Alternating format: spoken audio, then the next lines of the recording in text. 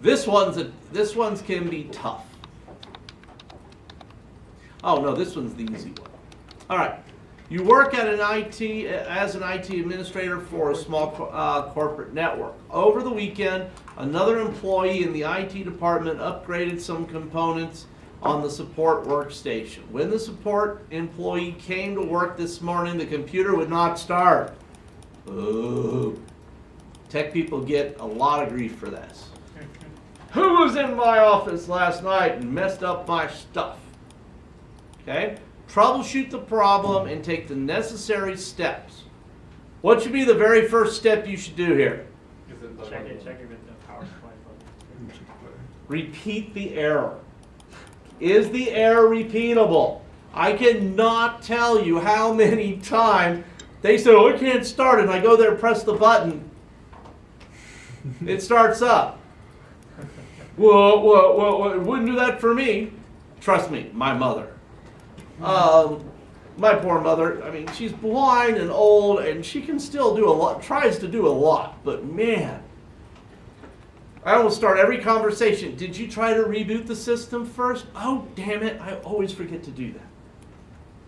Rebooting can fix a lot of problems. So I come to the power, I press it. Okay. Think about how much time you just saved by being able to repeat the problem. Right? Because somebody might have, non-techie, told you what the problem was and told you how to fix it, and they were wrong. You're going to spend your whole time doing what they told you to do. You're the tech, not them. And the first step is reproduce the error that you are trying to solve. That is always the first step. Okay. Now, what I like to do is the following. I like to trace the electrons. If there's a power problem, first thing I do is go to the wall socket.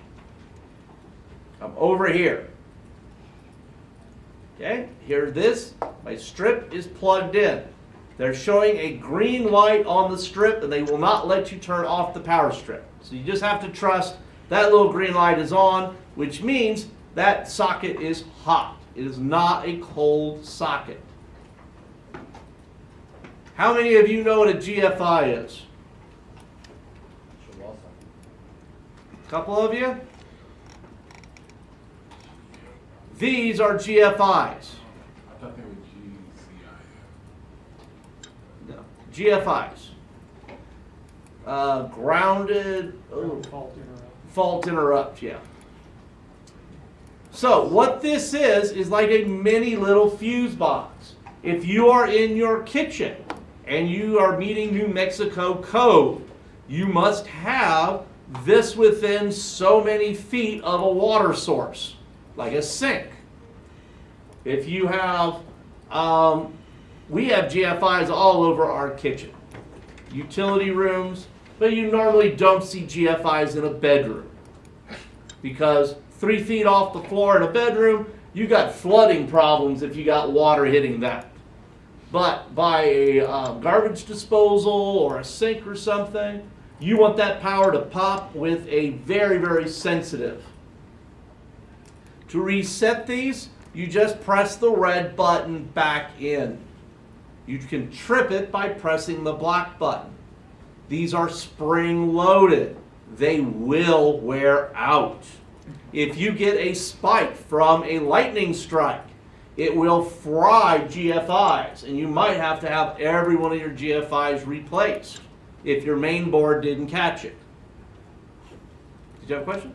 But some of the older homes that only have 2 wires, code requires you to change all of them to the GFIs. Yeah. GFIs are huge. Well, this is what, I love this, before and after. Okay. I'm not, like, no, that's not an old GFI. Maybe they're just showing what a socket should look like.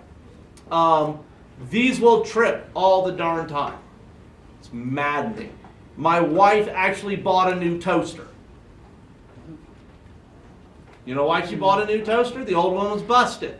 How can you tell if a toaster's busted? You push it down, doesn't And it won't stay down. reset. But you know what that also means? There's no power going to your toaster. She didn't check the plug and the GFI had been popped. She bought a new toaster and there's no problem. She just had to hit the reset button. But we got a new toaster, nonetheless. But it's a nice toaster. So GFIs can be a real lifesaver, but also a headache. They are sensitive. I have a GFI that I had on a wire that I wired myself to my tortoise's dens for their heat lamps. And I kept having, I thought I had a short in the system. Every time it rained, that GFI would pop. And then no heat source for my tortoises in the middle of the winter. That would be very deadly. Yeah. So I had put a light on the other socket so I could look outside, and if the light went off, then I knew the heat was off. And I thought it was all underground cabling, and I had conduit, and I was like, oh, I don't want to dig this all up. And when I was working on my dens, I realized that my hard plate box was leaking condensation into it, and it was shorting there.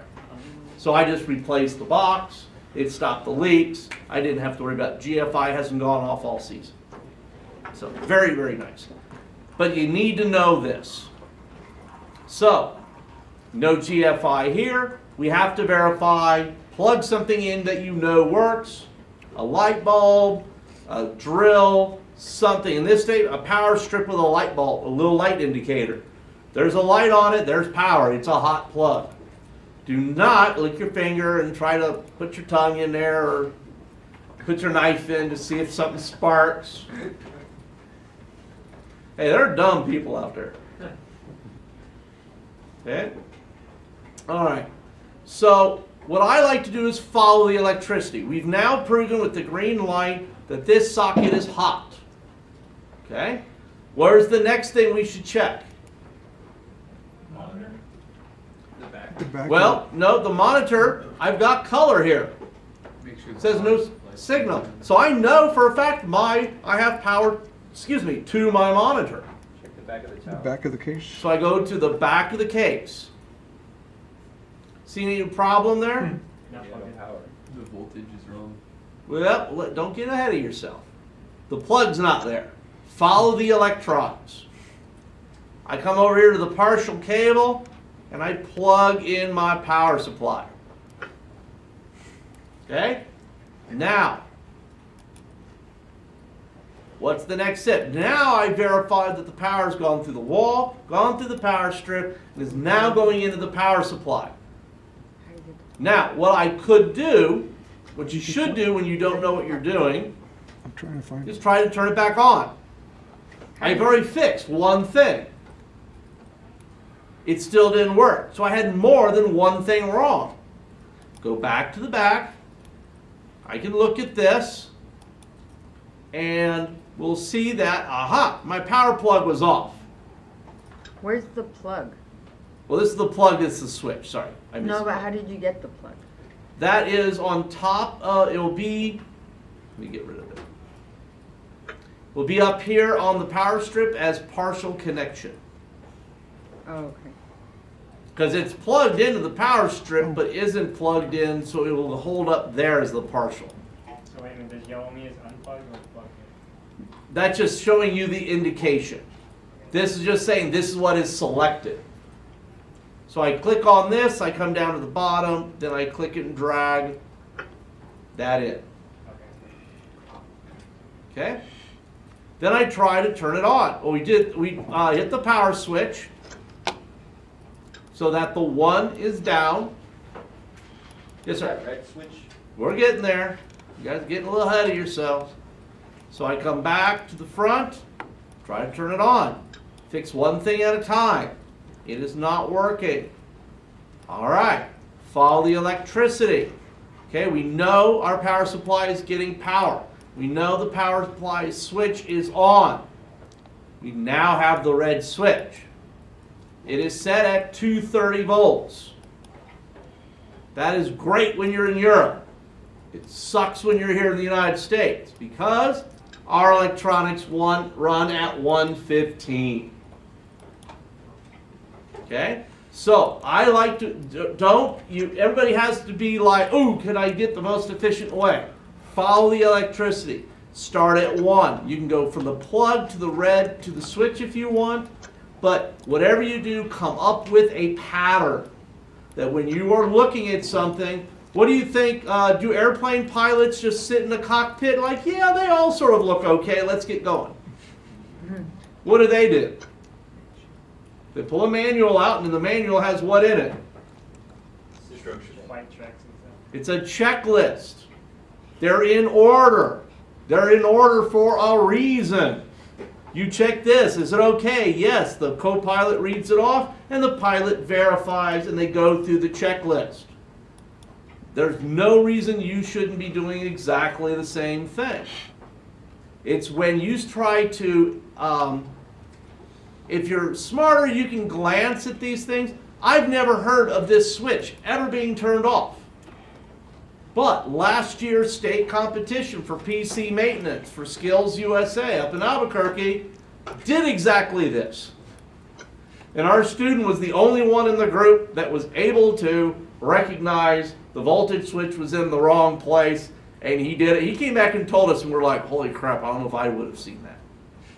So I have added that voltage switch to my repertoire of things to check when it's power-based. Just get into that habit. Then I changed one thing. I come to the front, and now it will boot. Okay? You do not have to let it finish. You can just hit done. Okay? All right. Questions? Pretty straightforward? Straightforward when you understand it. If you don't understand it, it's not very straightforward. All right. Now, 3.5 is confusing. Different types of RAM and different types of processors can be frustrating to hold up a chip and say, what is it? What chipset is it? What socket is it? My suggestion is, when you buy new, it's pretty easy. Read the box. Motherboard, read the manual on the motherboard. What if your motherboard doesn't have a manual?